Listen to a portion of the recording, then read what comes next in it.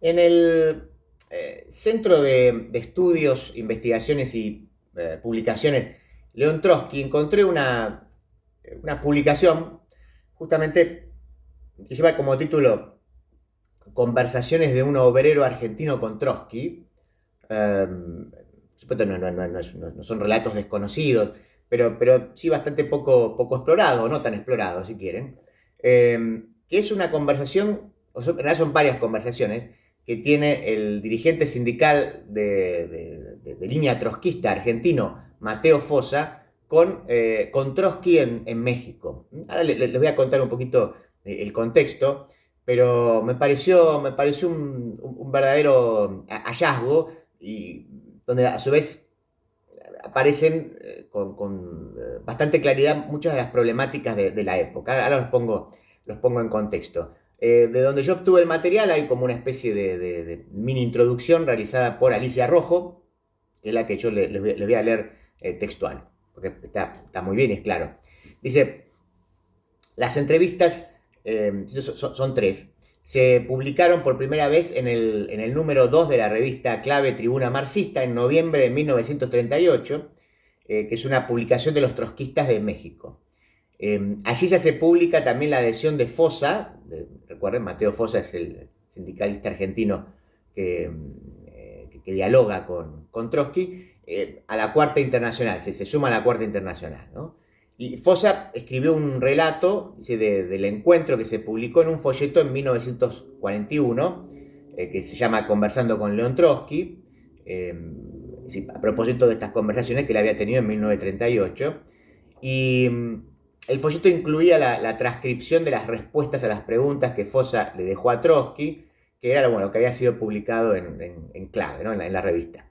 Esto se lo digo, pues seguro está más interesado en hacer un trabajo que sea más académico, más documental. Fossa se encontraba en México como parte de una delegación que concurrió al Congreso de Trabajadores Latinoamericanos. Había sido elegido por 28 sindicatos autónomos de la CGT. Cuando ingresa al Congreso es rechazado por la dirección sindical estalinista mexicana. Bueno, vamos a decir, por suerte para él, miren qué experiencia, bueno, finalmente no puede participar, pero logra entrevistarse con Trotsky, ¿sí? Entonces fue elegido delegado al Congreso por un sector de los trabajadores argentinos porque se había forjado como un dirigente reconocido de su clase. Y fue expulsado del Congreso, entonces, por su militancia antiburocrática, antistalinista y sus cercanías con el trotskismo. Todo esto es lo que explica aquí Alicia Rojo. Su encuentro con el revolucionario ruso significó un reconocimiento a su militancia, al tiempo que fortaleció su compromiso con la corriente a nivel internacional. Su trayectoria como militante político y dirigente obrero lo llevó a México y al encuentro con Trotsky. Fossa militará en el grupo de Liborio Justo, Quebracho, durante algunos años, y luego en el Partido Socialista de los Trabajadores hasta su muerte en 1973. En el diálogo con el dirigente ruso surgirán algunos de los problemas más candentes de la situación internacional y del movimiento revolucionario mundial. Trotsky y Fossa conversaron, entre otros temas, sobre la necesidad de construir organizaciones revolucionarias nacionales y un partido de la revolución mundial. Fossa aportó a lo largo de su vida como militante político y como dirigente obrero a esta perspectiva. Su esfuerzo constituye un ejemplo para las jóvenes generaciones, dice Alicia Rojo en esta presentación. Bueno, entonces vamos ahora ya directamente a lo que escribiría Fossa. Si León Trotsky vivía en un pueblo vecino a la Ciudad de México, en Coyoacán, un hermoso lugar rodeado de montañas. El día que se me señaló para la entrevista me trasladé allí acompañado de Van, que era el secretario de Trotsky. Era a principios de septiembre de 1938. Tan pronto como llegamos a la residencia del líder bolchevique, mientras esperaba bajo la galería que me anunciase Van, Trotsky apareció en la puerta del escritorio y me hizo señas para que me aproximara. Yo me adelanté enseguida mientras lo observaba. Trotsky apareció con el aspecto que han popularizado las fotografías, delgado, firme, con un aire de energía y de honradez que se trasuntaba a través de su mirada penetrante y fuerte. Vestía traje azul de algodón parecido a los de mecánico. Al estar junto a él me tendió los brazos y nos estrechamos en un abrazo que duró varios segundos. De inmediato me invitó a entrar y a sentarme mientras él, a su vez, lo hacía detrás de la mesa escritorio en la que trabajaba. Comenzó diciéndome que conocía la campaña de calumnias levantadas por el estalinismo en contra mío en México y todas las maniobras que habían hecho para impedirme participar en el Congreso Latinoamericano a que se me había delegado. Me alentó a seguir luchando por nuestra clase y a decir la verdad. El más grande perseguido de la tierra, esto dice Fossa de Trotsky, tenía aún fuerzas para alentar a los otros a que sobrellevaran persecuciones que al lado de la suya eran insignificantes. No hay que desmayar, me dijo, frente a las calumnias y maniobras de los burócratas. Enseguida me preguntó qué organizaciones representaba. Yo le entregué las credenciales de las que me habían dado su mandato. Trotsky se puso los lentes y las leyó. Se informó de algunos pormenores de las maniobras que habían realizado los estalinistas y los burócratas de la Confederación de Trabajadores de México y la Confederación General del Trabajo Argentina en contra mía y me aconsejó que debía hacerlas conocer al proletariado mexicano, lo que pude hacer en un acto especialmente realizado al poco tiempo. Entonces me preguntó qué me traía y yo le contesté que deseaba conocer su opinión sobre algunos problemas de actualidad para transmitirla a los trabajadores de la Argentina. Conversamos allí al respecto, planteándole yo mis preguntas. Más tarde Van me trajo concretadas las respuestas de Trotsky. Trotsky hablaba bastante bien el castellano y algunas palabras que no conocía las decía en francés.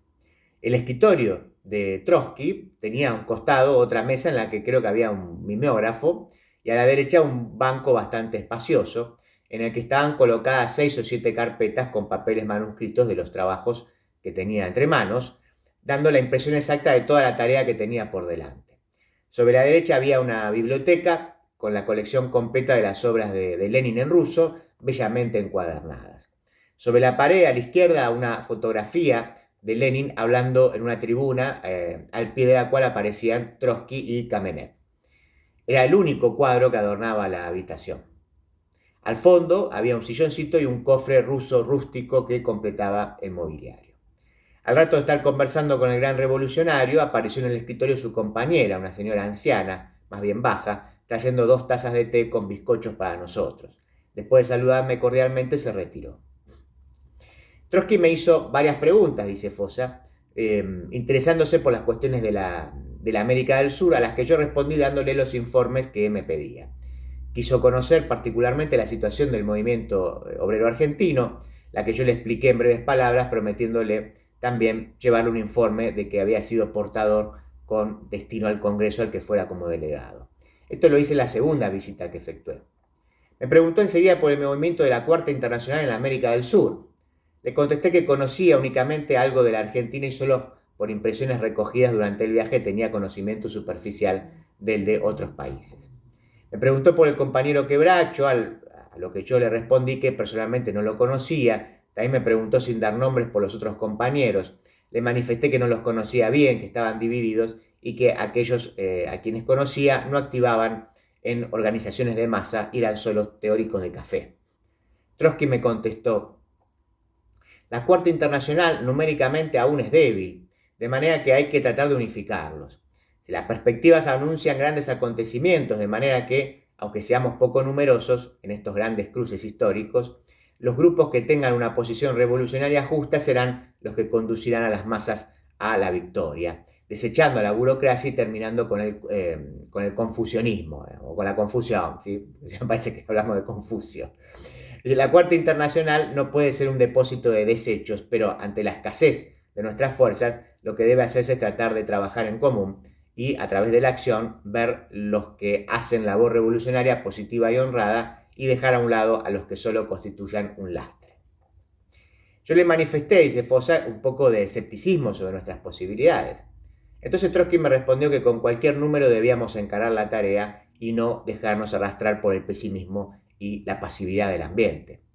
También me dijo que conocía algunas publicaciones de la Argentina, pero que se ocupaba mucho de Trotsky y poco de las cuestiones del país que debían estudiar. Estamos en un cruce histórico tal, me dijo, que si la clase obrera no hace triunfar la revolución, nos vamos a sumir en un periodo de regresión, de miseria y de esclavitud. No puede haber vacilaciones. Todos los que se sientan revolucionarios honrados deben seguir luchando sin desmayo por el triunfo del socialismo, dice Trotsky. Y a su vez diciendo esto se enardecía, se paró, golpeando sobre la mesa con el puño, mientras mojaba sus labios secos con la punta de la lengua. Su vigor e ímpetu revolucionario quedaba la impresión de conservar intactos y, como en sus mejores tiempos, se comunicaban al visitante. Yo salí de su casa lleno de empuje y con renovados bríos. La segunda entrevista, recuerda que fueron 3, que tuvo Fossa con Trotsky, se realizó cuando Ban, el secretario, vino a buscarme con el propósito de conversar conmigo sobre mi posible ingreso a las filas de la Cuarta Internacional, lo cual le manifesté que ya estaba en mi ánimo desde tiempo atrás, convencido como me hallaba de la degeneración burocrática y contrarrevolucionaria del estalinismo. Esta segunda entrevista se realizó también en el escritorio de Trotsky. Después de saludarnos, comenzamos a conversar sobre distintos temas, los que el líder bolchevique encaraba con su natural vivacidad. Le hablé que noches anteriores había tenido oportunidad de ver la película Lenin en octubre, de fabricación soviética, y de apreciar la forma en que se desfiguraba en ella la verdad histórica. Allí Lenin aparecía subordinado a Stalin, solicitando siempre su presencia y consejo como el verdadero genio de la revolución. Los que hemos vivido aquellas épocas, le dije a Trotsky, y recordamos que el nombre de Stalin jamás apareció para nada en los días de octubre, estamos en condiciones de apreciar toda la burda falsificación de estas representaciones. Bueno, la falsificación hace rato que la burocracia la viene realizando, respondió Trotsky. Con ello se busca engañar a las nuevas generaciones rusas y a las de otros países. Y me citó, a su vez, dice inmediatamente una serie de hechos que confirmaban esta afirmación. Un viejo camarada, director del cine soviético, dice Trotsky, concurrió a mi domicilio para mostrarme los cortes que, por orden de la burocracia stalinista, se habían efectuado en las películas tomadas en los primeros años de la revolución para eliminar de ellas la participación de Trotsky. La verdad histórica caía bajo la tijera de la burocracia. También me citó el último caso que le habían comunicado desde la Unión Soviética sobre un grupo de estudiantes que, debiendo realizar un trabajo sobre la Revolución de Octubre, habían recurrido a la documentación de la época, como ser las colecciones del Pravda, en lugar de atenerse a los textos oficiales. Allí pudieron apreciar el papel preponderante de los acusados en los procesos de Moscú, ustedes saben lo que vino después, ¿no? Y especialmente de Trotsky. Empieza toda esa purga, esa persecución.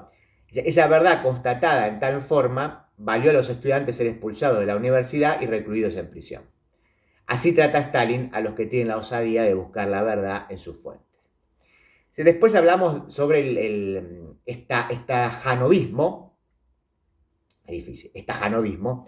Ustedes saben, viene de Stajanov, es esta idea que aparece ya en los años 30 de premiar por productividad a los obreros, una especie de meritocracia, y que eso a su vez suponía entonces una diferencia en los salarios.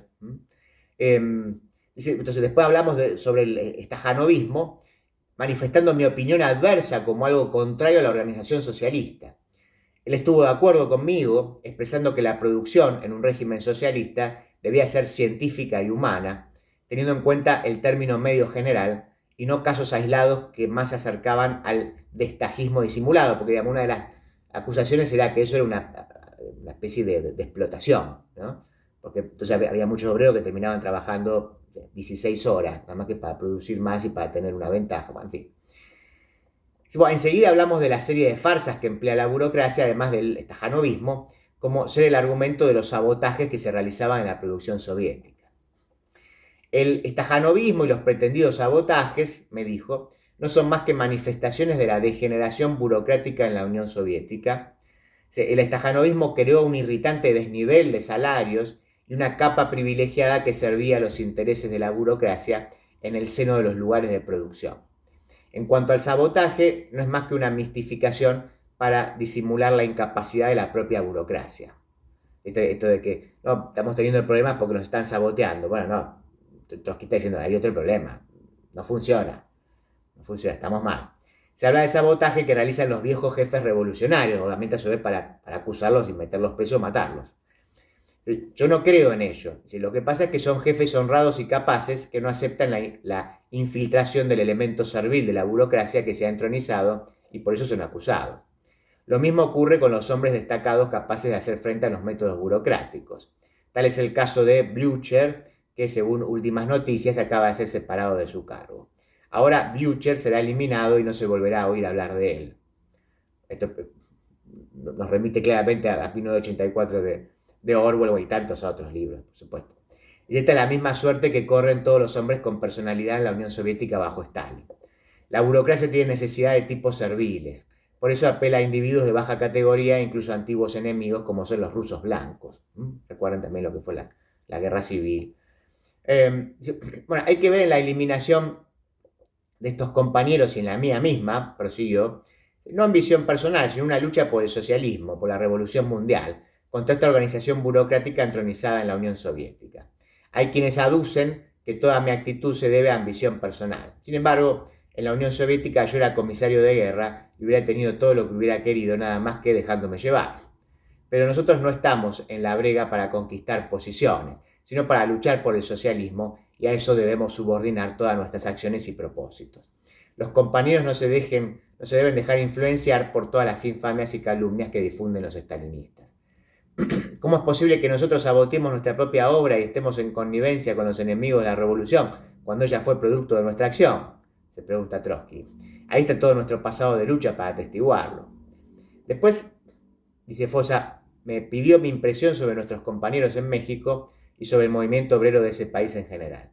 Se manifestó de acuerdo conmigo cuando le advertí que tenía aún muchas fallas y que resultaba perjudicado por la intervención de gentes ajenas a la clase obrera en la dirección de los sindicatos, toda esa nube de licenciados chambistas y vividores encabezados por el tristemente célebre señor Lombardo Toledano, que utilizaban la combatividad y abnegación del proletariado mexicano como trampolín para sus ambiciones personales o como un medio de vida. Sobre el movimiento de la Cuarta Internacional en México, le manifesté que tenía la misma impresión que sobre el de la Argentina. Me contestó que en efecto aún era débil, pero que a través de la acción se iría consolidando. Le pregunté si no creía que la desvalorización de la moneda, a consecuencia de la expropiación del petróleo, repercutiría en forma que podría ser utilizada por la burguesía derechista para intentar un golpe contra Cárdenas. Me contestó que Cárdenas tenía mucho prestigio a pesar de las actividades de ciertas personas poco recomendables que lo rodeaban, prestigio que era evidente en primer término entre la clase campesina, y que no creía que pudiera tener éxito una campaña contra él, según lo había hecho ver el caso del general Zedillo. ¿Y qué opinión tiene usted sobre el aprismo?, le pregunté. No quiero abrir opiniones porque es un asunto que no conozco y que trataré de estudiar. Cada país tiene su característica. Los apristas que he tratado en México me han parecido honrados e inteligentes. Nosotros como revolucionarios podemos golpear junto con ellos contra el enemigo común, pero manteniéndonos separados y teniendo siempre presente que solo nosotros realizaremos la tarea de la revolución. Para finalizar, le pedí un retrato y un libro, lo que quiso eludir diciéndome que no tenía. Solo ante mi insistencia tomó una fotografía y un libro en inglés sobre su contraproceso en el que puso una dedicatoria. Y al despedirme, como siempre, me alentó a proseguir en la lucha y a mantenerme firme. Por último, la tercera entrevista se realizó con motivo de mi partida, dice Fossa, y fue muy breve. En esta oportunidad concurrí a la casa de Trotsky acompañado por algunos dirigentes sindicales que había conocido en México. Al entrar lo encontramos carpiendo en el jardín y plantando unos cactus que había recogido en una excursión realizada días antes en el campo. Le grité si estaba haciendo de jardinero, me contestó que efectivamente estaba haciendo como los pequeños burgueses que los domingos se dedican a cuidar su huerta. Enseguida entramos a su escritorio conversando un momento de temas generales y al comentar el acto que se había realizado, según su anterior consejo, lo criticó porque no se había llegado a concretar en él una resolución. Al despedirme me encargó hacer llegar su cordial saludo a los trabajadores de la Argentina y su incitación a que prosiguieran sin desmayo la lucha por su emancipación, aunque para ello se vieran obligados a arrasar con todos los burócratas y traidores. Termina Fossa diciendo, León Trotsky ha caído bajo el golpe dado a mansalva por un sicario de Stalin, es una historia que ustedes ya conocen, y termina Fossa diciendo, venguémoslo llevando a la práctica sus ideas y consignas. Así termina entonces este texto, ¿no?, que se titula Conversaciones de un obrero argentino con Trotsky, por lo menos así lo titula en el Centro de Estudios, Investigaciones y Publicaciones León Trotsky, que es de donde obtuve este material, con esta introducción que les leía al principio de Alicia Rojo. Espero que les haya interesado.